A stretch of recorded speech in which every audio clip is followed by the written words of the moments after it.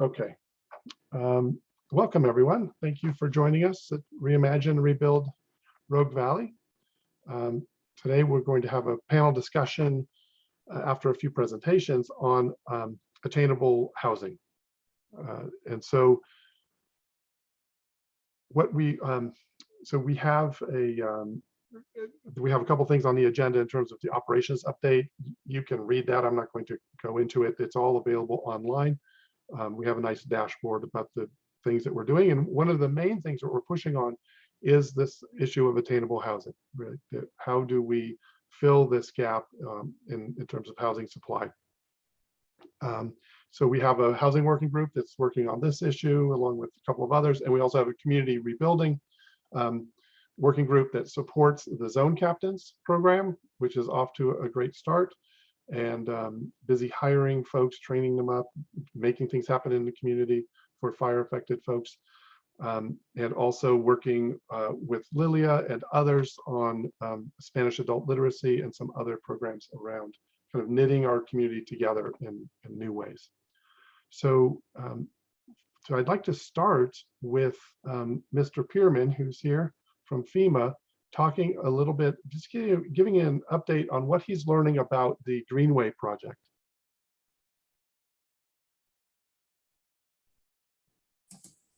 Great, thanks, Steve. I didn't know I was going to be the opener. Well, hi, everybody. It's nice to see friendly faces again.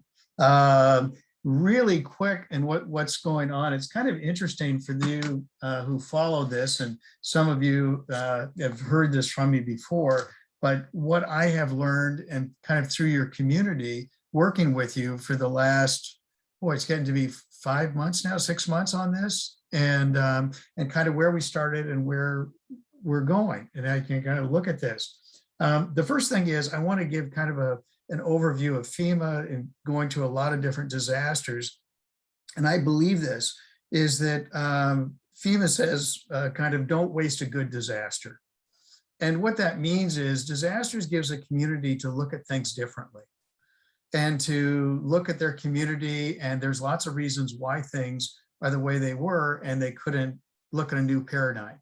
And a disaster gives you an opportunity to do that.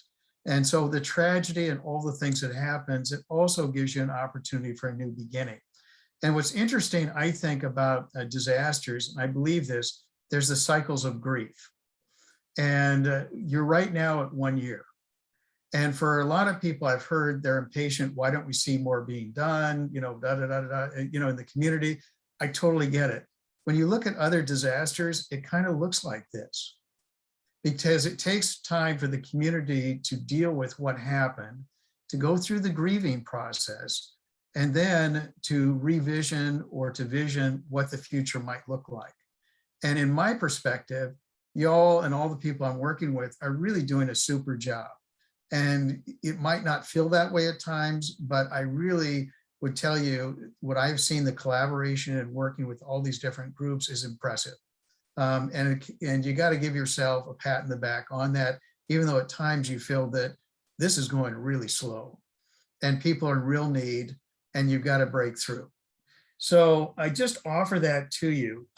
So when we started out, when I looked at this, there's a lot of interesting things in your community that were impacted by this kind of surgical strike, this fire that right up your greenway. And it impacted, you know, your least resilient communities. It was really eye-opening for me the first time I drove through and looked at it. I went, oh my God, you couldn't have done a more surgical strike on a community than what had happened. And with that, you have all the complexities of that community who has very low resilience on how they were going to deal with this. And one thing I found out, which I think is with the housing, and I believe this is true, that people who live in manufactured homes, if the homes are over 25 years old, they're not insurable. They've been devalued to nothing. And so when this community got hit, they really got hit with the resilience and losing things, different than a lot of communities that have resilience and things that can help them get through this grieving process. So the first thing I did when I looked at it, I said, it's a unique deal. You have this greenway that went through it, and the greenway touches a lot of issues. And I talked to a lot of people over the time and kind of got a feeling of how they viewed the greenway, how they viewed the disaster, and kind of what they saw. And of course, the big issue is what you're dealing with is the housing. And how are they going to deal with that in that community? So what other issues were involved on that greenway? Well, there's safety issues, right? There was basically operation and management that was neglected. There was neglecting controlling the fire fuel that built up over time. And it's very interesting because in 2008, they did a plan of maintenance on the greenway, and they called out disaster preparedness. And there was two things they were planning for: flood and earthquake. Fire wasn't even a concept back then, and the world changed. So that was interesting. So we looked at that. So you've got a safety issue, you have a housing issue, a maintenance issue, an economic development potential, a connectivity, a riparian area, you've got it all, a recreational area, a potential tourism opportunity, a lot of things playing out. And everyone that I talked to seemed to get more and more interested in it as we talked. So what's happened since then? Well, the big things are Medford, the city of Medford, with their park commission, came forward with a study and to support the operation and management of their section of the greenway, which is the longest stretch. Okay. Then Jackson County funded significantly a study on the revitalization of the Bear Creek Greenway. It's a $300,000 study, and that has been now issued, and they'll be selecting a contractor or a consultant here shortly, and they'll be going through the processes in 2022. And so at the end of the year, they'll have a vision. And that scoping committee was composed of a representative from all 5 cities: Central Point, Medford, Phoenix, Talent, and Medford and Ashland, excuse me. And so that work is being done. And I understand it was a really collaborative, great experience for the people that did it. So they're starting off on the right foot, which is great. The next thing is Central Point. If you've gone up to Central Point, they have got a little part, not a little, but they have a significant part on their end of the greenway. And they're now in a public process of doing a master plan on that with both a passive and a developed park. And it's going to be quite something. And so that's on the north end of it. So you have all those things going on. Then we got the scope a little bit larger when we talked about it. Does this greenway have other utility to help with the rebuilding of the communities? And what I thought would be very interesting to you that just happened recently, the city of Talent. In talking to Jordan, the city manager down there, she conveyed that the community has a sense of loss. It's kind of lost its sense of community, right? And good reason. They got hit hard, really hard, okay? And so they're deeply in this grieving process. So with that, we were talking to the U.S. Park Service, and talking to them, they said, you know, we can potentially help you with revitalizing their parks, because their interest is making it a sense of community, but also they have kids in there that want to go to school, and you've got to have an environment that is kid-friendly and builds this sense of community again. So that just happened. Also, the USDA, we met with them the other day, and this is another kind of tie into the greenway. They're going, this could possibly qualify for safe routes to school. And there's been a lot of discussion about the greenway being a commuter lane through these communities and how you do that. So that just happened. So really what started out was kind of discussions around has grown even more. And I see Marta. I'm going to call out Marta a little bit. We had a lovely chat the other day, and Marta's well versed in tourism. And we talked quite a bit about destination marketing. Oh, I'll give you credit. Okay. So anyway, we're talking about that and saying, do you know, if you were to develop a bigger concept and to tie it into the Rogue Valley going all the way up to Grants Pass and tie into those amenities and then drive that economic development down into the Bear Creek Parkway, everyone would benefit from this. And it would create commerce, energy, and it would address all those issues. Plus, for you all that are working on housing, it gives you even more energy and reasons why people should live there and the quality of their life. So that is going on. And the Rogue Valley COG has been involved with that. And they're doing a proposal right now with EPA to look at the Greenway, and that is in with partnership with the Jackson County Roads and Parks Department and So Ready. So that was exciting to hear how they're all coming together on this. And then this next week, we'll be talking with the U.S. Park or the Park Service, and we're going to be talking about their the trail system and how they can support that. And there might be some significant money in the future that they can tap to really build out this broader concept, okay? But the big thing I want to tell you about disaster work is, this is not about FEMA. This is not about the federal partners. This is about you. This is your community. And what your community decides what the future ought to look like is the right answer. And what we're trying to do is make sure that when you go through the cycle and finishing your grieving process, which you have to acknowledge to move forward, and when you're ready to engage in discussions about how you might improve and rebuild your community, that you'll have contacts and basically pre-established contacts, hopefully, and an idea of how you might be able to tap into monies outside your community to build your community bigger, better, stronger. So that's kind of what it's all about.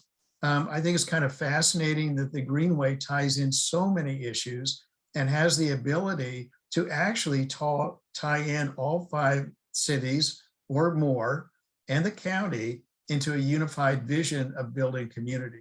So that's kind of where it's at, and I open it up for questions. But again, I want to compliment everyone, and I'm actually coming back again next week, and I'll be talking to a lot of people to kind of figure out next steps or how we can help you more.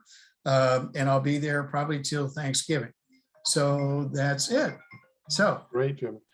Thank you very, very much. Anybody who has questions, because we have a fairly tight and full agenda today, let's drop them into the chat. And I will be meeting with Jim soon, and we may just organize a meeting because there are so many pieces moving here that may be that we need to come together as a community and have a conversation around what's possible here. But let's thank you very much, Jim. Thanks for the time. Thanks for doing all the work, all that legwork to bring all those partners to the table. I'd like to move on to having Jason Elzey talk to us about the affordable housing development pipeline. And I will share my screen quickly here because he has provided a nice deck for us to see. Let's look at that. Okay, Jason, take it away. Stephen, thank you. And thank you for the invitation. I'm Jason Elzey. I'm the Executive Director of the Housing Authority of Jackson County. I'm going to talk very quickly and briefly about the Housing Authority's work and what is currently in our pipeline and what you might be able to expect to see from us in the near future. For context, I wanted to talk a little bit about what the Housing Authority does. In 2 big buckets, we administer the Housing Choice Voucher Program in Jackson County that consists of 24 housing choice vouchers. That also includes some specialty vouchers. I won't get too far into that, but 2 of the newer voucher programs include the mainstream vouchers for non-elderly disabled households. We currently have 176 new vouchers. Those are important because they're newer vouchers in the community. And then most recently in 2021, we have 68 emergency housing vouchers. And we also own and manage over 1,500 affordable rental units throughout the Rogue Valley, including complexes in Grants Pass. Next slide. The way that we go about increasing our portfolio or own and manage affordable rental housing units is we're also a housing developer. We generally develop 50 to 100 affordable rental housing units each year. We use a number of tools that are utilized to incentivize affordable rental housing, including federal tax credits, federal grants and loans, and as well as state resources. All those are allocated generally through Oregon Housing and Community Services. So we generally partner in partnership with the state. Next slide, please. As I said, 2021, a few things that we've been working on to increase the supply of housing. HUD issued 68 new emergency housing vouchers in Jackson County. We are partnering with the Continuum of Care as well as other service providers to get those vouchers out the door and utilized. Those are rent subsidies. Essentially, when somebody's issued a voucher, they receive a rental subsidy paid to the landlord. The tenant pays 30% of their income for rent, and the rent subsidy makes up the difference. The EHV is specific towards households that are homeless, that were recently homeless, or about ready to become homeless, as well as people looking to escape domestic violence. In general terms, that's what these EHVs are for. We're working with the COC, Access, Community Works, Maslow Project, Rogue Retreat, and others to provide referral and services so that we have wraparound navigation services to help utilize those vouchers in the community. We've had those since the beginning of summer. I think this program was rolled out at the first part of June. It's been a challenging process to get these vouchers out the door, primarily because there is a lack of housing to utilize these vouchers. So families, households get this voucher, they're able to use go out in the community and use this rent subsidy, but there's just not enough housing supply to use this rent subsidy in a timely fashion. The other successes that we've had in 2021 related to rental subsidy is we have partnered with Oregon Housing and Community Services to administer the COVID-related landlord relief compensation program. This is a program that helps to make landlords whole in the face of eviction moratoriums, as well as make sure that residents that are affected by COVID remain housed and not evicted for the inability to pay rent. In cooperation with Oregon Housing and Community Services, we've rolled out roughly $3 million in Jackson County to landlords to help them on that initiative. Next slide. As I said, we're also a developer of housing. We've had a number of successes in 2021 with new housing projects. This is Snowberry Brook 2. This is located in Ashland. This is more or less a phase 2 project. It is adjacent to a project that we built about 7-8 years ago. It will be leasing in December of this year. We're just completing construction now. It's 60 units of affordable rental housing. Rents and incomes are restricted at 50% area median income. So in order to qualify, households have to earn 50% AMI or less. We are proud to be partnering with the Maslow Project on this project, serving 13 youth aging out of the foster care system. So 13 housing units will be set aside for those leaving the foster care system. Referrals and services are provided by Maslow Project, and the state through the DHS offices are helping with those service dollars. We're also proud to announce that this is our first project that we're opening our doors as a new construction, offering, besides those 13 units set aside for homeless youth or those aging out of foster care, the remainder of those units have a priority for fire survivors. We're working with Access and the Center for Community Resilience to act as the one-stop shop for those that need housing. They're providing the referrals directly to us, so that they act as the bottleneck, so that people know where to go when they need housing. They can Access then provides the referrals over to us, and we're working with them to place survivors at this complex. Of course, they have to meet the income qualifications. That can be challenging. I won't get too far into it, but we found a few challenges there, but we're working through them. Happy to be working with Access to provide those referrals and then follow-up services to help people get housed and stay housed. Next slide.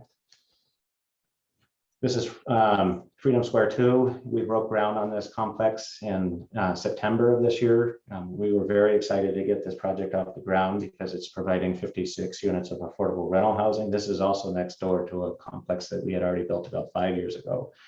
This is uniquely set up to serve homeless veterans within the complex. 12 units will be set aside for homeless veterans, working with the SORCC in White City, the Veterans Administration, to provide referral and services. We utilized those VASH vouchers you saw at the beginning of the slideshow in order to provide rent subsidy to ensure that these are affordable to veterans all the way down to zero income by providing that rental subsidy associated with the unit. Within this complex, we also have 13 units set aside for homeless youth or families with children. This is another partnership with Maslow Project, providing referral and services for these households. As Freedom Square comes online, we anticipate roughly an 11-month construction period, assuming we can get the materials to the site in a timely fashion. That's been a hiccup of ours and everybody else is trying to build. When we do open the doors, and we still have, if there are still fire survivors that we're receiving referrals from access, the remainder of the units that are not set aside for homeless youth or veterans will go for first priority to fire survivors. Next slide. This is Cathedral Square. We were fortunate enough to receive funding from Oregon Housing and Community Services through the latest, what they call NOVA, and earlier this year. This is in the pre-development stages. It has funding in places. We're working with the city for entitlements and site plan approvals. This project is pretty unique because it's in partnership with another housing authority called Josephine Housing and Community Development. They're a smaller housing authority that is, they have a few units under their control, but primarily a Section 8 housing choice voucher. Josephine County is obviously sharing in the same housing crisis as Jackson County. It's a regional problem as well as a statewide problem. We're working with this agency to help them to build their capacity as a developer and meet the needs of the Rogue Valley for housing. This Cathedral Square will hopefully start construction in the first quarter of 2022. It will provide 60 units of affordable housing, all affordable at 50% AMI. Again, this will provide 11 units set aside for homeless youth by referral and services of the Maslow Project. Next slide. So those are the housing complexes that are currently in our pipeline that are funded. They're in the works and they're in various stages of opening to the public. What we hope to be offering in 2022 is some new housing that's really geared towards replacing housing due to the Alameda fire. One of those, as you've all heard, the state has invested in 140 modular housing units that are being built in a factory in Idaho right now. We are hoping that we can assist the state with finding a site to place these 140 units. That's been a huge challenge for a number of reasons, but we are continuing our work siting that complex. We were actually lucky enough to find a site and put it under contract as of yesterday. However, we've had other sites under contract and they've fallen through due to various reasons, including just the inability to find construction feasibility because of the due diligence we found. We're hopeful on the site is something that we've been working on. Through our site selection and what we're looking for, we're emphasizing placing these units in the Phoenix Talent Phoenix School District.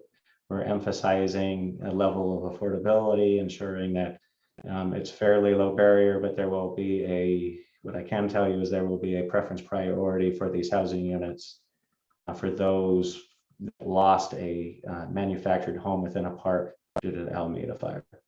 And we'll be partnering with Access and the CCR, as well as Oregon Housing and Community Services to provide that referral services. Access and the CCR will be providing not only referrals, but home buying counseling services, making sure that those that are interested in purchasing a manufactured home, whether in this concept or another concept, and have the tools available to them to find lending products, to find down payment assistance, and essentially have the ability to affordably replace their home within a manufactured home park. Next slide. Last but not least, we're gearing up to hopefully develop more than 200 units of affordable rental housing through the various resources coming through Salem, having to do with disaster recovery. We have sites that we are going in for site plan applications now in the cities of Medford and Central Point.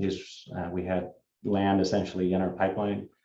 And we're trying to jump out of the gate, try to get housing production going just as quick as possible, taking things a little bit out of order, just with the idea that we need housing for survivors and we need it now. So we are working on those concepts.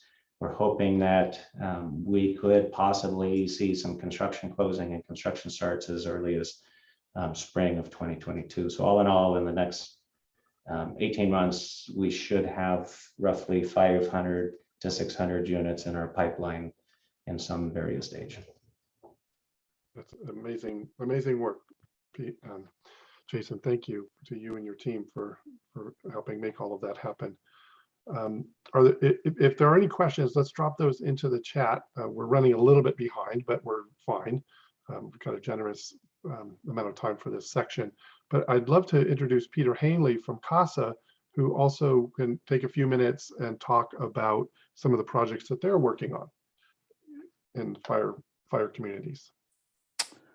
Great, thanks, Stephen, and welcome everyone. My name is Peter Hanley. I'm Executive Director of CASA of Oregon. CASA works with communities throughout the state, whether they're other nonprofits or housing authorities, to develop housing. We don't own housing ourselves. We primarily focus on farm worker housing.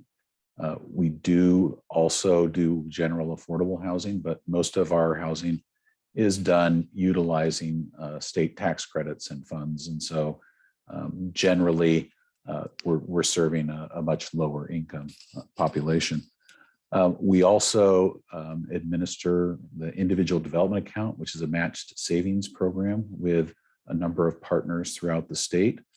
That program is used for folks to buy a home, start a business, go to school, as well as some other issues, some other things.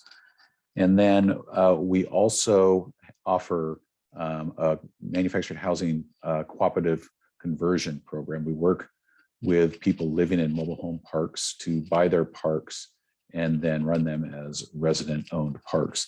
And supporting all of that work is our CASA Community Loan Fund, which is a U.S. Treasury certified development financial institution. And we currently have about $18 million that we lend out for the purposes of doing housing development and for these co-op conversions. As far as Southern Oregon goes, after the fires, we sought out partners in Southern Oregon. We were already working with a number of Southern Oregon partners on a farm worker COVID study, studying the impacts of COVID on farm workers. And we knew that in order to build back for the folks, and our focus is really on the farm workers and the Latinx community writ large, folks that are working in some of the low wage industries. And so as we were approaching this work, we wanted to make sure that it was done with community engagement in mind. And so over the last year, we've really focused on community engagement and working with partners in Southern Oregon, particularly Coalición Fortaleza. And Erica is here today representing the coalition, with a initial focus on surveying the population to understand the impacts of the fire and what we need to be thinking about as we look to build back. And the preliminary results of that survey will be doing a presentation next week, or the coalition will be doing a presentation next week to the long-term recovery group. And our goal is to build back one or more park, and we're not looking at necessarily the parks that have not been built or are not being built back. We're looking at other land. We've made a number of offers on some of those parks and didn't reach any agreement with the owners. And so we've been looking at land beyond the parks that were burnt. And so what we're hoping to do is, build 50 to 100 space park. And we know that it's going to take time to build those back and get people back into the ownership. And so what we're trying to do now, besides getting the survey done, is work on a needs assessment. And we were talking this morning with Oregon Housing Community Services about gathering farm worker representatives and the ag interests to sit down and talk about what the needs are of both the industry and the farm workers. And we want to make sure we do this intentionally so that we understand the interests of both, because sometimes it's easy to just understand that growers and ag interests really want to have a workforce that's stable, and we understand that. And we also want to make sure that we build something that really meets the needs of the farm workers. And so after the survey is completed, then begins the work of engaging with both ag and farm workers, and then gathering the information to put together the needs assessment, which will directly inform our work as we start talking with those that want to be involved in helping us decide what a new community would look like. We're envisioning a community-owned project. We're hoping to negotiate some parcels. We've got, I think, 3 offers out right now. Once we've secured the land, then we'll have something solid to do some charrettes with the community to talk about what they would like to see built there and start costing some of that out. And so, we're envisioning, probably a 12 to 18 month process of getting the land, doing the research, and then putting the project together and moving units into the park. And so that is our plan. All good plans will run into certain obstacles, and we're hoping that we will have the support of the state and the feds as we move forward in this work. And so I think I'll just leave it there and turn it back to you, Stephen. That's great, Peter. Thank you. Thank you for your work, and thank you for explaining to us, your plans, and may they proceed, post haste. And Erica, yes, we would love to have the presentation of your data to this group. And so let's be in conversation about that as those results become available. And also in the chat, I will drop a link to the slides that Jason presented as well. So thank you for that. Let's see. Our next guest is Michael Mortar, who is going to talk about this modular housing project, and just from the state's perspective, how they're seeing it. Jason, you alluded to it. And I'd love to have Michael take the mic. And sure. Thanks, Stephen. Hi, everybody. Good to see some familiar faces on the call here in Jackson County. Jason spoke to the units that are already under construction in Idaho. There's another project of note that's specific, that's really focusing on workforce housing in the Medford area, and that is that's a project that has just been recently signed off on by OHCS. So I really need to provide a shout out here to my counterpart Kim Travis for she and her colleagues back at OHCS who have embraced modular in this recovery process in ways that the agency had not previously done. So what we have coming in online in Medford over the next, I'd say, I believe the loan at this point is set to close next summer. So construction would get underway, hopefully prior to that, of these modular units that are being built, in this case, in Klamath Falls, facility there called IntelliFab that's been around quite a while, and has also another project, another workforce project in Bend that's underway shortly. So excited to see both of those. In the interest of getting the panel up and running, And this next set, Stephen, I'll bounce back here, but I think the bottom line is there is a real opportunity for modular in the state of Oregon. For folks that aren't familiar with it, it's different than when we refer to manufactured housing that's built to the HUD standard. That is not it. The HUD standard is a national model code, but it's specific to a national code guiding manufactured home construction. Or modular, when we talk, some folks will also refer to it as prefab.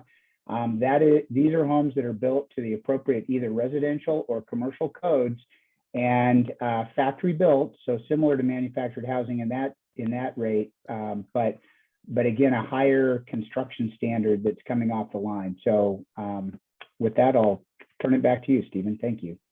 Thank you, Michael. I have a couple of quick questions. On the project in Medford, do you have any idea of the number of units and what the mix of the bedroom count in the units might be? Because the 2-bedroom, 1-bath is great for some size families, but some of the working families are larger. I'm just wondering if you have any information on that. No, that project has been in flux over such a period of time. Kim may have more details on that than I do. The last count I understood was it was in the neighborhood of 130 to 140 units, and that those were a mix of 2 and 3 bedroom. But I don't have hard counts. They were still trying to finalize a site plan and number and unit counts. That's great, but it sounds like there will be some larger, 3 bedrooms in there mixed in. That's great. Thank you. Thank you all for kind of updating us. And now I wanted to kind of start the panel discussion itself around, so we understand that we have a housing shortage.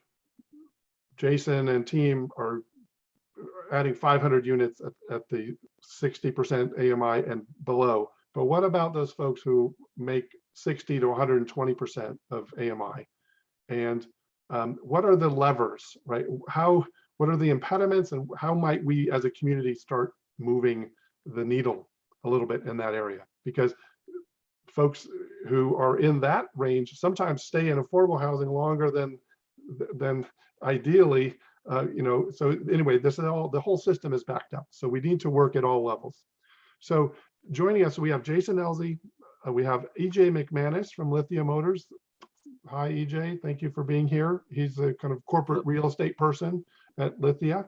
He's going to give us the employer, and developer perspective. We have Peter Hanley from CASA. We have Tess Fields from HomeShare. Thank you for joining us, Tess. Michael Mortar, who is on screen, and Margaret Van Vliet of Trillium Advisors, and so many other things that Margaret has done. Really a lot of knowledge and experience with this.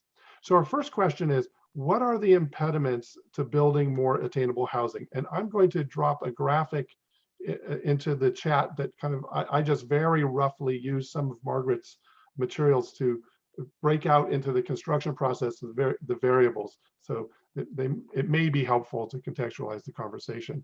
But why don't we start with you, Margaret, and what do you see as the major impediments to building this housing? Thank you, Stephen. Glad to be here for this conversation with some of the smartest people in the business. Thank you very much for inviting me. I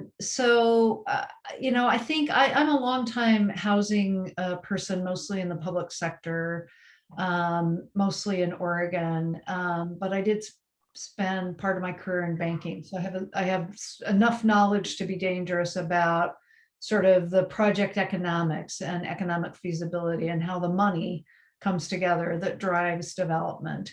And what, kind of through the course of my career, what I've come to understand about kind of the difference between the affordable housing that you were just hearing about from, very skilled, experienced developers like Peter and Jason, and kind of more private sector developers is, there's a number of places where you need to attract private sector developers, and you need to make it economically feasible. And there are a number of ways to do that. And I'm not talking about giving away the store. I'm not talking about, providing scarce public subsidy to private developers when the need is so huge for really poor people in our communities. But there are things that local government, for example, can do to set the table to attract developers, to make the bureaucratic process, and I'm a proud lifelong bureaucrat, I say that lovingly, to make the bureaucratic process of entitlements, permitting and zoning go more smoothly. There are things that, and all of that is in service to driving the economic equation that private developers are facing when they come in, when they consider coming into a community. And as I shared with Stephen earlier this week, one of the things I spent some time in Sonoma County and was the county's housing director during the 2017 wildfires there. So have some experience doing kind of Jason's job, if you will, in Sonoma County after devastating wildfires. And one of the things we tried, and I think it had some success, was we invited developers to the city of Santa Rosa, private developers. There's plenty of capacity amongst the nonprofits and the housing authority, but we were facing the same question. We need a balance. We need to bring, and it's not economically feasible. So how do you get developers here? And so we literally, brought people in for a day-long tour and some discussions, fed them a really nice lunch and then a really nice dinner to introduce them to the community, to say, look, there's opportunity here. You tell us what the impediments are. We've got publicly owned land. We've got a tax abatement here and there we might be able to sprinkle into your deal. Tell us what you need the entitlement process to look like, and we won't bend over backwards just to cater to you, but we want to hear from you what would make it more attractive. So that's kind of my pitch to communities who are thinking about how do we do the full spectrum of housing. So I'll stop there and let others have a turn. Thank you, Margaret. I'm curious to hear from EJ McManus from Lithia about the employer's perspective on the problem, but also on that development, because EJ is he is a developer and he's making development decisions. And what do you see, EJ? Sure, thank you. EJ McManus with Lithia Motors, been a part of the real estate team for a little over a year, but have been involved in development in this community for quite some time. We were invited to participate in this conversation just from kind of our focus as a large employer to invest in our strategic plan growth. We've kind of surpassed our year one of our 5-year plan of getting our revenue up to 50 billion. And so as a publicly traded company and invested in the community, kind of our evaluation of understanding in order to retain and attract the workforce that we are going to invest in, we have to obviously be aware of the community infrastructure. And right now, from a location evaluation, the quality of life from a cost of living and the availability of I would say, diverse housing product is pretty low in comparing the other markets that we currently have footprint in. And so we, knowing the fact that we're not the only large employer in the Valley, we've kind of been doing charrettes with public-private partnerships to understand what other employers are facing. And we have grouped with a few others with the help of community leadership to start to have that dialogue with developers to understand what our needs are, what our workforce is looking at. We've been in conversations with Terry David and Asante, and even with the snapshot of where we're at, across the board, we're looking at trying to fulfill, close to 1,000 positions on a corporate level throughout just Jackson and Josephine County. And with that being entailed, we're not getting ahead of it because one of the major I would say, hurdles that we deal with is when we attract employment from outside looking at the valley.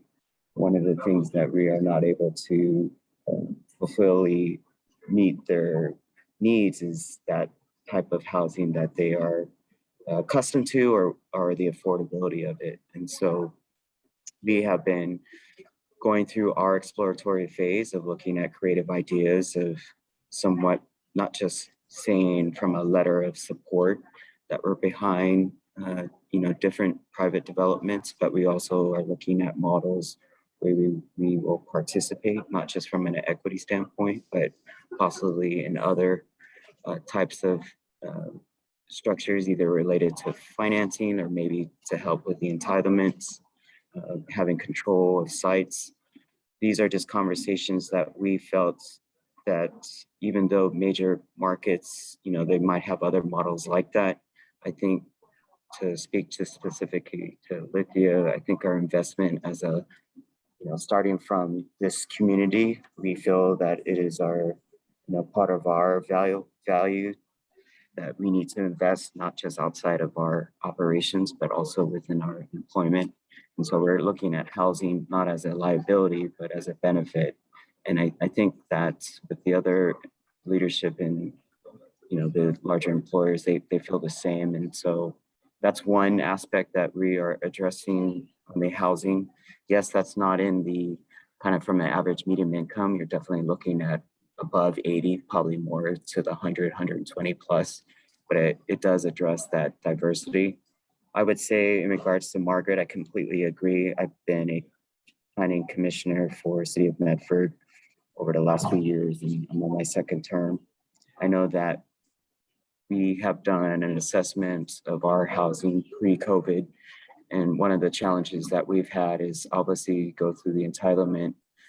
We can create as many processes to help expedite situations, but if we're still bottlenecked to get a developer to see the returns that they started 18 months ago in this process, we're not doing our best job. And so I kind of look at it as the way that our fast food chains have evolved. We could still have many more lanes to go through the kind of the drive-through, but you're still bottlenecked at the very end of making an order to payment to getting your food. And so we need to look at a parallel evolution where that expedited option of, if we have both from not just commercial, but residential opportunities where it does give them the express lane, we can definitely be more effective in impacting that entitlement process to allow developers to see a true fruition of what they started. And I know that I'm double checking to make sure City of Medford Planning Commission or Planning Department's not on here, so I don't speak out of turn, but I do know that they are committed to improving that, as we have had several developments drop off, but we are definitely looking forward to making sure that we are doing, I would say, more effective approaches to this. Thank you, EJ. Thanks so much for that. Jason, I'm curious about land availability, and so two questions for you. One is land availability and the challenges that you've faced with just in affordable housing. And then also, what are the lessons that you've learned in affordable that might be movable into attainable, into that other price category? So as far as land availability, I think this is true whether you're building affordable rental housing or private market multifamily residential. There's in certain communities there's a severe lack of properly zoned land. Zoning, and you look at the map and you look at all the undeveloped land parcels, and you go, well, pick one and go build housing. Well, it doesn't work that way. You have to have the entitlements. You have to have the underlying zoning, and that's a huge challenge to achieve. It's not just something you go put in an application and the city can wave a magic wand. There's an algorithm to it, and it's not easy. So certain municipalities, it's very difficult to develop in because there is no urban growth boundary expansion. there's no desire to expand, and then so you're stuck with what you've got. So you're looking at infill development. Generally, those are smaller developments, what we call missing middle. Those are not economically feasible, either on an affordable side or on a private market side often, because you don't have the cost efficiencies associated with larger development. So I think that land supply is a challenge. I'll point to Medford as a city that went through their land inventory, and they looked at their undeveloped land inventory, and then they started looking at what would make sense to upzone. And that was one, so that they could get through the state of Oregon, they could get their UGB expanded, but two, start looking at how do we build more in the central of the town, because one of the biggest barriers to building housing, whether it's affordable or private market, is infrastructure.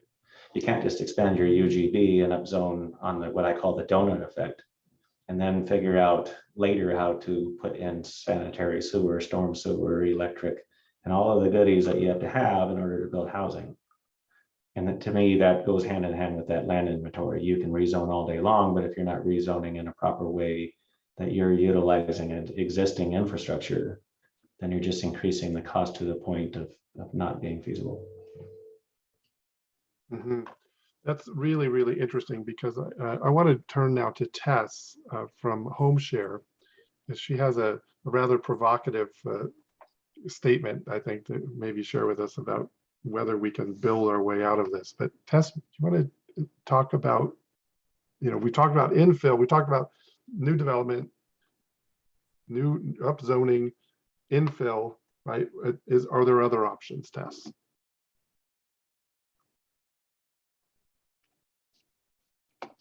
She's still with us? She's muted. I'm sorry, can you guys hear me now? Yes. I didn't realize I had even muted myself. So anyway, thank you. And I'm excited to be here, and I'm learning so much from everybody on this great call. But I'm Tess, I'm the Executive Director of HomeShare Oregon, and we're a new 501c3 organization that launched back in June with a specific focus on increasing access to affordable housing, as we like to say, one spare bedroom at a time. When we were looking at the housing crisis across the state of Oregon, and we were trying to figure out, what's missing here, as numbers continue to rise and continue to rise and continue to rise. As we all know, what's missing is a lack of access to affordable housing. And, what we find is that, even when we attempt to build affordable housing for folks, it takes a really long time. There's a lot of impediments. It's very complex and complicated. And usually it's, anywhere, at least in Portland, $350,000 to $400,000 per door to build it. And simultaneously, back to Jason's point, if you look at expanding the UGB and other things, then, to get additional housing development, you also need a new sewer system, and now you got to get in a school, and now you need a fire station, and, so on and so forth. And so we were trying to figure out, what's something that we can do that's missing, that's fairly obvious, and that's highly cost effective. And so we looked at the Oregon census and realized that there's 1.5 million owner-occupied homes across the state of Oregon that have a spare bedroom available. And if we can just get 2% of those Oregon homeowners incentivized to home share, we could house 30,000 people with no new infrastructure and without raising a single tax dollar. And then simultaneously, we learned that 1 in 3 homeowners across the state of Oregon are mortgage burdened. Many of these folks are 60 and older, and a lot of their issues that arise as a result of being directly arise as a result of being mortgage burdened. So these folks can't afford as good a health care. They can't afford to save for their own retirements because all their money is going to their mortgage. And I mean, I'm speaking to the choir here. I know that you all kind of already know all of this. So we felt like, if we can begin to start matching some constituencies here, then we could potentially kill 2 birds with 1 stone. We could get increase access to affordable housing, and then we could also potentially help people stay in their homes. And we learned that, so we did some additional research and found there's multiple home share organizations actually running across the country, some more successful than others. Probably the longest running home share matching program is in Vermont. And they match about 250 people a year, but these programs are very, very case management heavy. Sorry, these lights go out automatically. They're very case management heavy, and basically they literally physically match homeowners and they match renters. And so we looked at this and said, how can we take this program and how can we scale it so that everybody has access to something like this? And we identified a for-profit company called Silver Nest. And through our additional research and looking at research studies, we found that the biggest impediment to home sharing, what prevents people from home sharing, is that it's not the cultural norm. And that's it. It's just not the cultural norm. And so when you're young and you get out of college and everybody has a story of walking into a coffee shop and pulling off a phone number off of a community board that says need a roommate. And we all didn't think twice about it. And that's how we ended up finding a place to live, half the time. But when we age, we get married, we buy a home, we have kids. That kind of cultural thinking shifts dramatically, and then it influences the rest of the lifespan. So even into intergenerational living, once the children have actually aged out of the house and are in college, people still are not necessarily renting those rooms. And even when their children move back home out of college and they're renting a room from their parents, if that kid's not out of that house in a year, the parents' friends are looking at the parents and they're like, what's wrong with your kid? Isn't he or she successful? Why are they still mooching off you? Why are they still living at home? What's going on? And then the kid experiences shame, right? So you even see it throughout pop culture where it's, never date a man who's still living with his mother, things like that. When in actuality, that kid is probably saving more money than his counterpart and is going to be able to buy a home sooner than anybody else. He's contributing to his parents' mortgage income. The family structure is staying intact. And most importantly, they're leaving an apartment available for somebody who doesn't have a family and genuinely needs an apartment to live in. So we sort of looked at all of this data and said, let's try to do this. We partnered with a for-profit company to break down some of the barriers and the impediments called Silver Nest. And what they are is they're an online technological company that basically functions a lot like a dating app where it matches homeowners to renters and renters to homeowners. And homeowners can go in and sign up, and then housemates go in and sign up, and they talk about their likes and their dislikes, if they smoke, if they don't smoke, if they have cats, if they have rats, if they, whatever the situation is. And once you fill out this profile, the computer runs an algorithm, and then you're matched to people that you're actually compatible with. So it breaks down some of the intimidation, and it's all the initial communications are done through a secure online portal. There's free background checks for people who sign up through home share. There's free rental lease agreements for people who are intimidated by that process that have been legally reviewed, and you literally fill in blanks and it's a DocuSign document. There's also free $100,000 worth of free homeowners insurance for a homeowner who is going through the home share program, and then $10,000 worth of free renter's insurance for the renter. So up in Portland, where I am anyway, the average apartment rents for anywhere from $1,700 to $1,900 a month.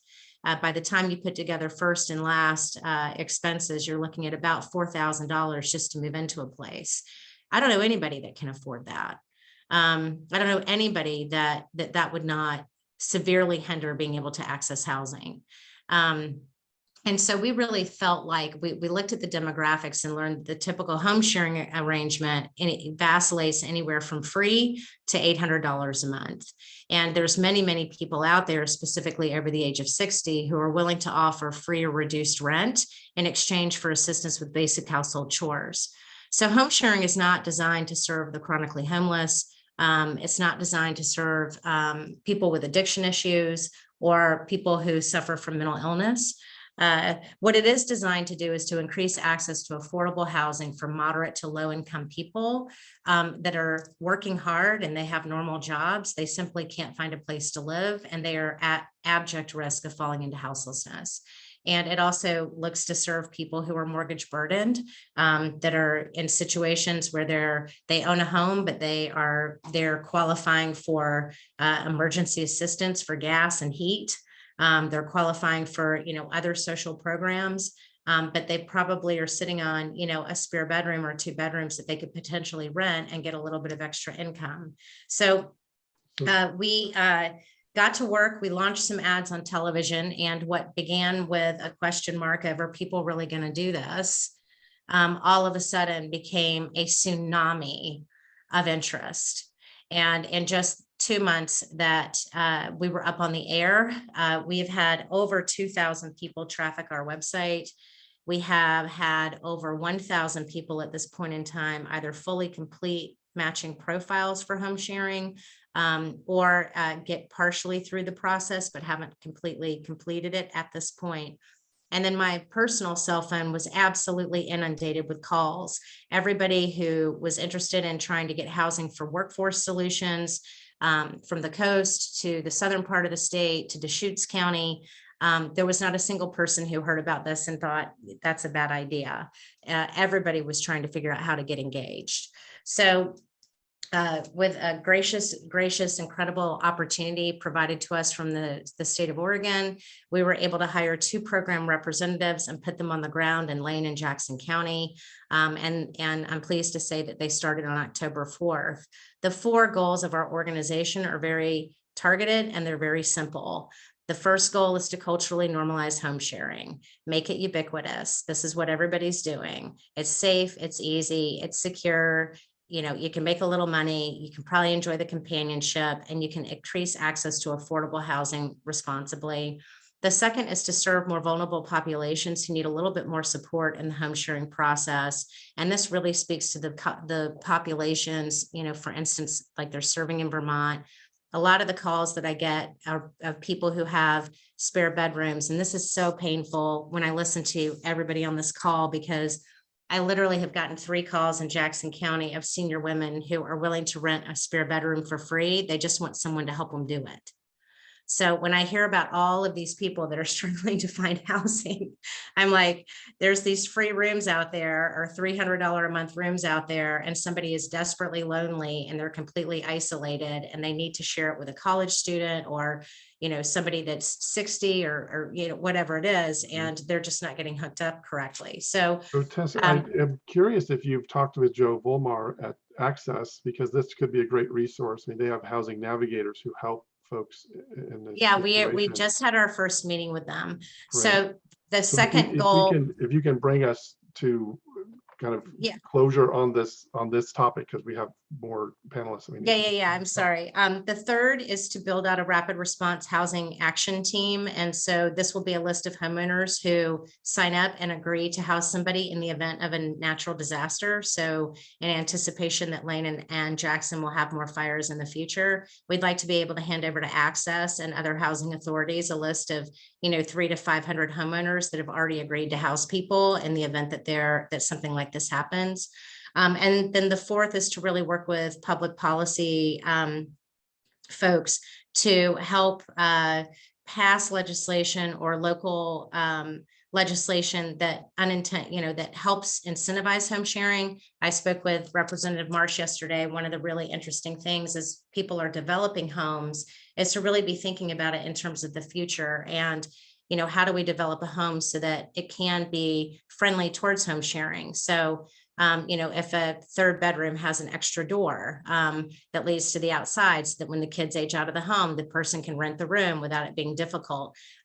Tax incentives for home sharing, making rental assistance programs available to home sharers who are willing to rent to somebody that is on rental assistance. So different things like that. And with that, I appreciate your time. And sorry, I went a little long.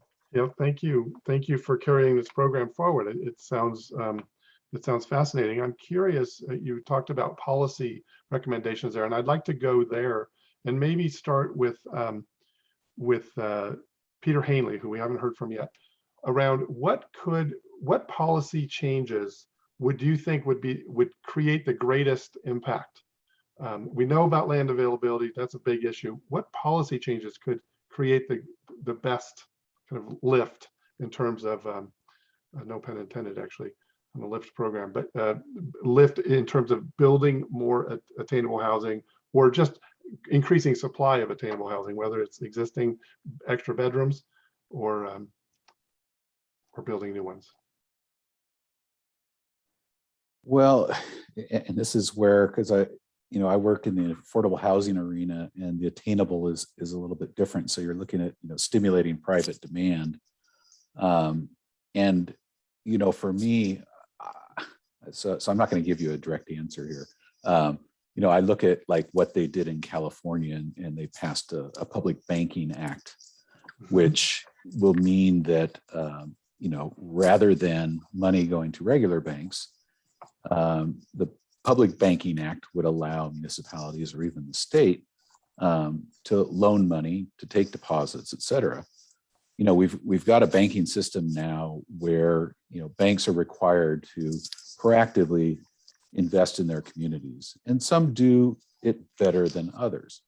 But the question here is, we've got the state and all these municipalities investing money in private banks, and the benefit of those public tax dollars or whatever fees or whatever it is don't necessarily accrue back to the taxpayers. Rather, they're accruing to those banks. And so, for me, one thing I'm interested in is a public banking act in Oregon that would do something very similar, that would take the power of the state and those dollars and really have them available to invest in communities. So not probably the public policy that you were thinking of, but that's one that I personally would like to see.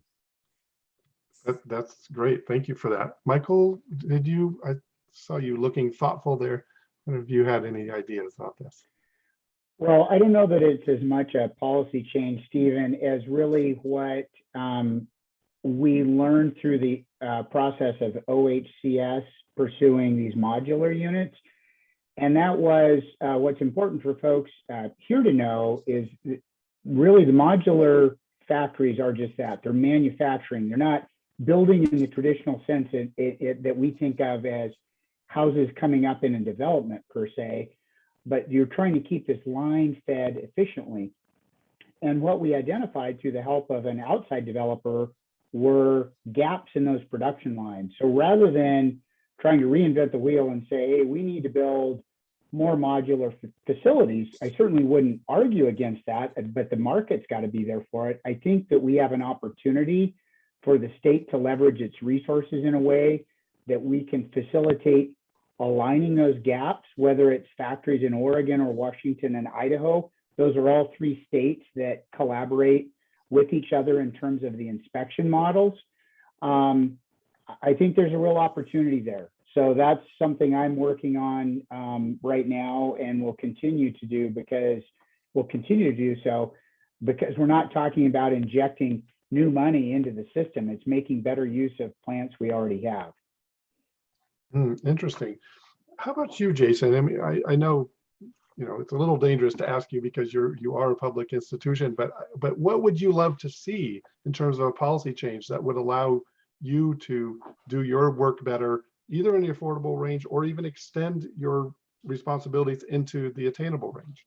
It would be both. Attainable housing helps with my housing stock because it allows people to move on as their income increases and their life stabilizes, but they don't because there's no housing in between.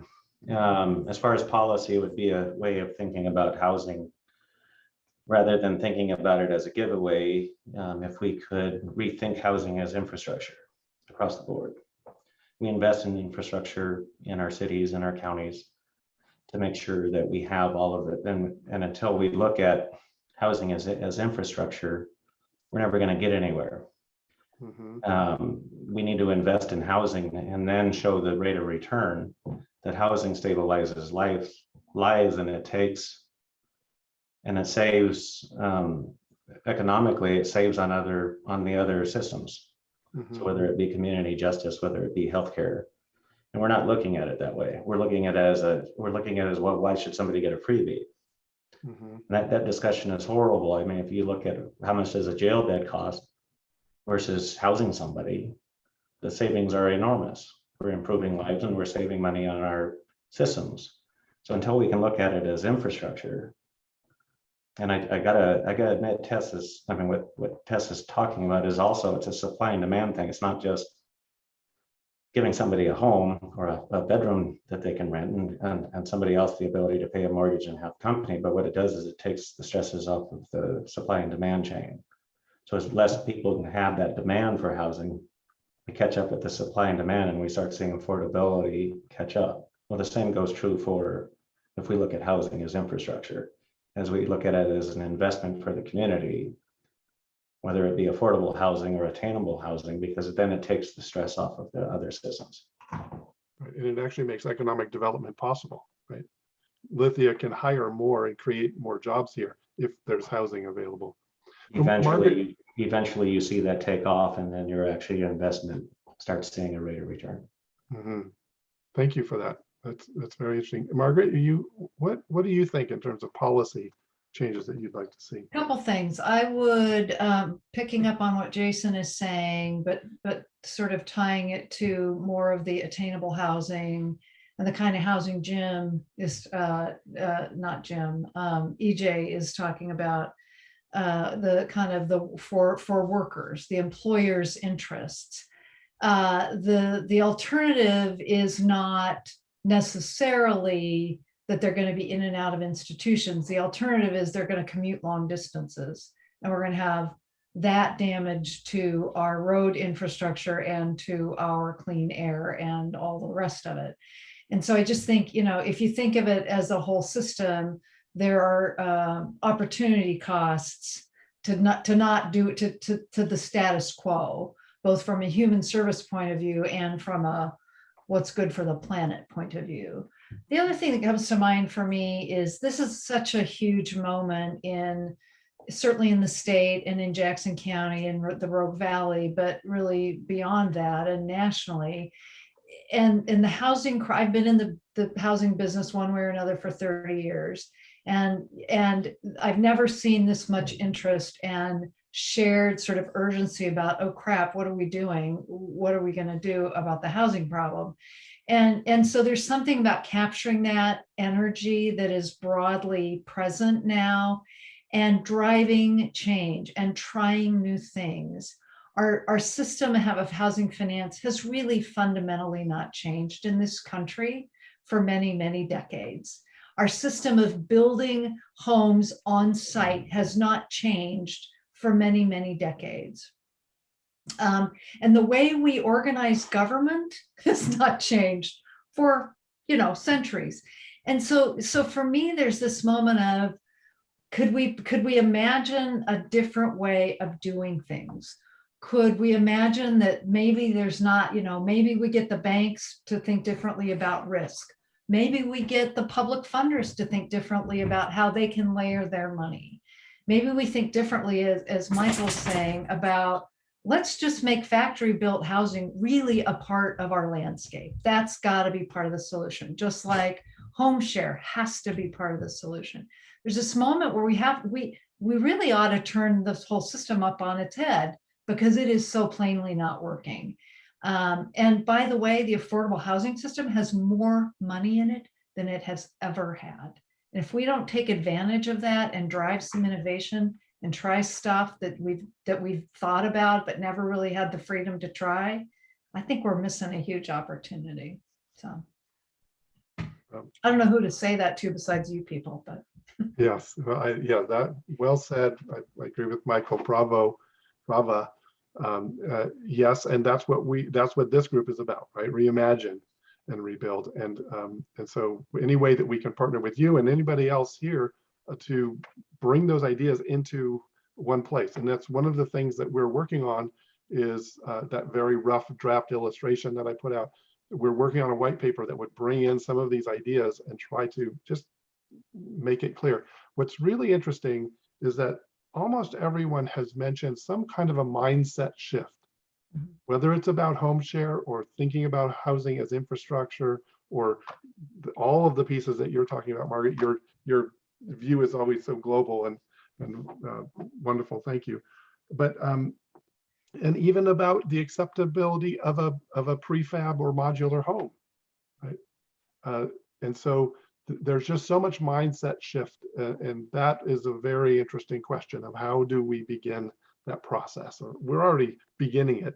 How do we accelerate it and really cement it? Stephen, Yes, I just wanted to show, since you were talking about policy really quickly, and just to throw this out there, because I'm still forming my thoughts around it, but I do think it would be interesting in terms of incentivizing home sharing, to figure out some way to get some sort of legislation passed that if anybody's willing to rent a spare bedroom for, $1,000 or less a month, it's not taxed. Just give it to them. Don't make them report the income. I think that that's really significant. They're providing housing. And also California just passed a thing where if somebody updates their home and they're trying to home share, one of the impediments is that they have to build like a firewall or something and make it actually two separate things, which makes it completely impossible from a cost perspective for the homeowner to do it. And they just passed, I don't know what it's called, Margaret would probably know this, but it's JBD something or whatever in California, where they relaxed that policy. And I think that's something that's really important that we do. Anything that we, can do for homeowners that are sitting on a 3-bedroom house and there's one person living in it, all they want is an extra door. How do we sort of help fund that, make that happen and make it real? Great, thank you, Tess. That's great. Peter, do you want to say? And then EJ, I'd love to hear your thoughts on policy changes. Yeah, and this maybe isn't policy, but eventually I think leads to change in policy. And, I think about when we do farm worker housing, we have to get the agricultural interests on board because we face such NIMBY backlash to, whether it's the racism of brown people coming into their community that are already in their community, or it's any other NIMBY subject that comes up. And, rather than just engaging private enterprise, and I'm glad EJ is here, because I think that's really important for as we try to reimagine things, how's the public sector going to participate in this? How do you teach the public sector about what the private public is doing as far as affordable housing now, so they can kind of understand that that's a really complicated way of doing things. We might have some ideas for doing things differently. And, these are very safe investments. Talk to any banker that invests in a tax credit project and they make a killing and they get community reinvestment credit for it. So, we've got all of this information.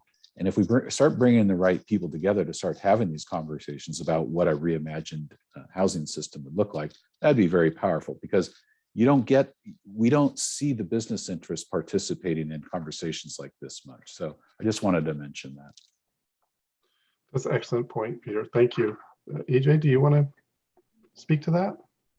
Sure, briefly, yeah, and I would agree with Peter. I had the benefit, I would say, both good and bad of being involved in both public and private development. And I think the opportunity of that idea of not necessarily having siloed efforts, I think we are having more of a mind change, especially I would say more in this local market.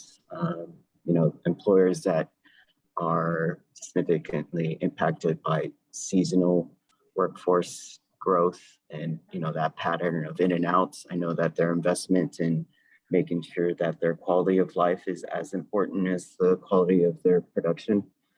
And I think that communities on the public side understand that is an infrastructure investment, because if we have a public traded company that is significantly invested on the output of agriculture, and they're needing to look at other areas to invest in because they have better production, not just from the produce standpoint, but also the workforce availability, because they have the infrastructure of housing. That's a significant thing for a community to be aware of. And I don't think that a lot of times that those discussions from leadership, luckily city of Medford, Jackson County, we've had, the willingness to knock on the door and be like, let's be real with each other, that we need to make sure that the employer, community is as much involved and aware of how we should be really looking at overall, these discussions. And so I agree with what everyone is mentioning. The other aspect that we've seen of kind of this mind change is a lot of our workforce, and as we look at each other and everyone's talking to a computer, half of us are now not necessarily working at a brick and mortar office space. We're either using our home or we're using hybrid locations. And so we're talking with developers, or at least ones that are engaged with us, of making sure that mixed use consideration is really being pushed. Yes, that is more urban development, but those ideas of having a true delineation between where you work and where you play or where you sleep, that's all of a sudden kind of mingled. And so I think communities are starting to see that more. And if policies follow that, from a change use of that zoning to allow that incentivization of having a mixed use development, that's become more and more relevant, at least in my opinion. Is that more future forecasting? Yes, but I think that it's obviously evident all of us. Yes, everyone has beautiful offices, but we also have beautiful bedrooms. So that's kind of our conversation now. And so I think that needs to be part of that mixed infrastructure development. That's excellent. Yeah, so much of what we've talked about is about kind of densifying things and making the housing not out at the edge of the donut, I think, as Jason was talking about, but really in the center. And Oregon has, the urban growth boundary is driving that need. But how do we create the mindset where infill and density is good, right? Because if you're at the low end of the income range, your transportation costs, if you have to commute, are significant. And if you could save those, that's additional wealth generation for that family. So any final comments? I was just open it up to anybody on the panel. It sounds like there's needs to be a discussion here, a broad discussion with public and private around re-envisioning the entire housing formula and seeing how this works, right? And reinventing it. Margaret, thank you for saying it the way that you did. What else? What else can we do as a community to move this forward? And we just have a couple of minutes, so maybe just a couple of people. There's 6 minutes left. Anybody want to jump in? I think as a community, we've got to figure out a way to engage our decision makers. Meeting after meeting, I go to these, but the ones that can actually make the policies often don't. And I think that they must not be hearing the voices, whether it be from the stakeholders, whether it be from the employers, whether it be from their constituents. They need to hear it loud and clear that we want to have these discussions, and that needs to be on the forefront of their minds as well. Maybe it is and I'm missing it, but to me, that's where we can start locally. Okay, great. It's decision makers at the county and jurisdictional level and the large businesses. Is that kind of the mix that you're thinking of, or do we need to have our state? I think that when I say decision makers, I mean city councilors, I mean county commissioners. I might get myself in trouble here. But I think that the decision makers need to hear, and maybe they are, from all of the stakeholders, whether it be the community service providers or whether it be from employers, to say these are our needs and they're not being met. How do we invest in this? That's well, and that's the intent of this white paper that we're pulling together. And I would, if anybody would be willing to take a look at that in draft form and give thoughts, I would love to just drop your name in the chat, and I will run it by you, because I think if we can create a document that says this is what we see and this is what we think are levers, then maybe we can get those decision makers to the table and say, we need you to be thinking about these things. And maybe that's where change could start. How does that sound, Jason? I agree. I also think that they should be part of the initial conversations because it creates buy-in and skin in the game. Okay. Great. Thank you, Marta. Anybody else? We have just a couple of minutes. Any closing comments or questions?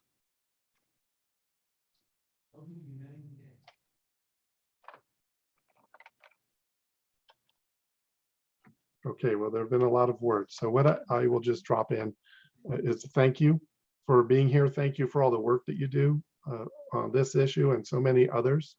And I've just dropped a link into other upcoming R3V events. So we do send out calendar invitations, but all of our events, working group meetings, steering committee meetings are all open.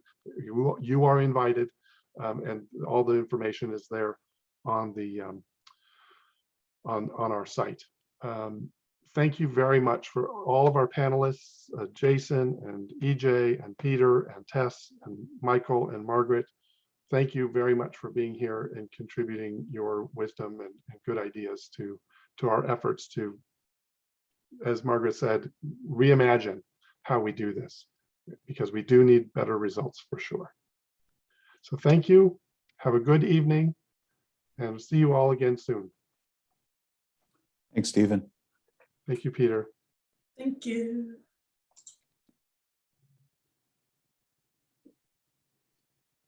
Thanks, Stephen. I just put something out, one final idea in the chat. You can. Yeah, that's great. We I did like this.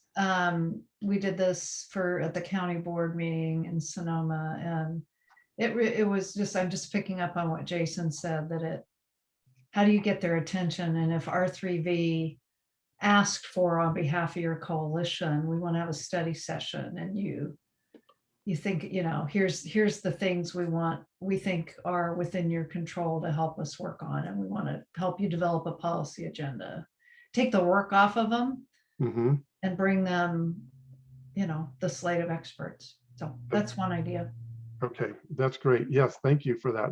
It's very good. And I think, my mind always goes to getting a written document that you can kind of crystallize your thinking in, and then you can organize the experts and the meeting around that set of ideas. Yes, you can do it. Yes, either way. Okay.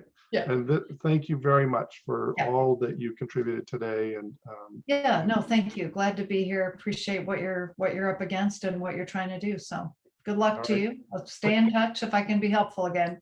lovely. Thank you so much, Margaret. Have All a right. good Thanks evening. so much. Bye. Bye-bye.